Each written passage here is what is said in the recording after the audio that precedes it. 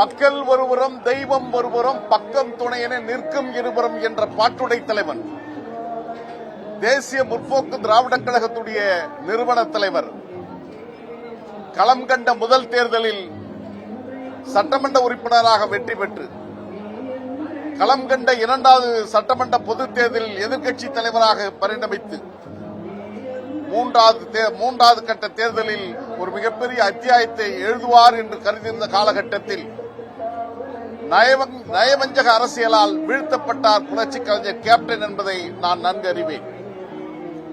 புரட்சிக் கலைஞர் captain அவர்கள் மனமெல்லாம் மனிதநேயம் கொண்டவராக இருந்தார். அவருடைய புகழ் இந்த மண்ணில் எத்தனை புயல்கள் சாய்த்தாலும் நிமிர்ந்திருக்கின்ற இமயம் போன்று அவருடைய புகழ் நிலைத்து நிற்கும் என்பதில் இதோ பல்லாயிரக்கணக்கான மக்கள் கண்ணீரோடு அவருக்கு அஞ்சலி செலுத்த வந்து கொண்டிருக்கின்றார்கள். புரட்சிக் கலைஞர் டாக்டர் கேப்டன் அவர்களை அவருடைய மைத்துனர் அண்ணன் திரு சுதீஷ் அவர் மூலமாக நான் நன்கு அறிந்தவன். என் மீது மிகுந்த அன்பு பாராட்டக்கூடியவர். எங்கு பார்த்தாலும் அவருக்கே இருக்கிற ஒரு சுபாவத்தோடு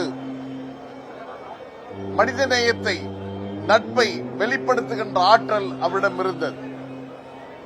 அவர் மறைந்து ஆண்டுகள் 2 உருண்டோடிவிட்டது என்பதை நம்ப முடியவில்லை.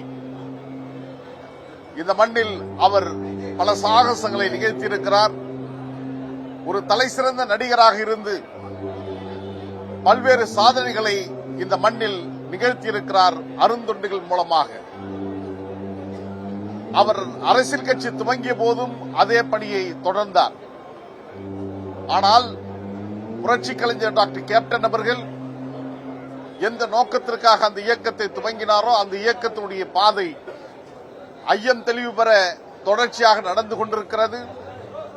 தேசிய முற்போக்கு திராவிடக் கழகத்துடைய பொதுச் செயலாளராக இருக்கின்ற அன்னியார் பிரேமலதா அவர்கள் இந்த இயக்கத்தை முன்னெடுத்து செல்லுகின்ற இந்த சோதனையான களத்தில் அவள் தோர் கொடுத்து நிற்கின்றார்கள்.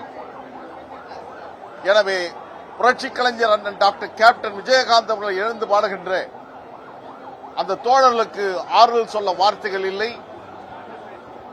அந்த களத்தை முன்னெடுத்துகின்ற செலத்தில் தேசிய முற்போக்கு திராவிடக் கழகம் தெளிந்த நீரோடையை போன்று தன்னுடைய பயணத்தை தொடர்ந்திருக்கிறது, தொடங்கியிருக்கிறது, தொடர்ந்து பயணம் செய்து கொண்டிருக்கிறது.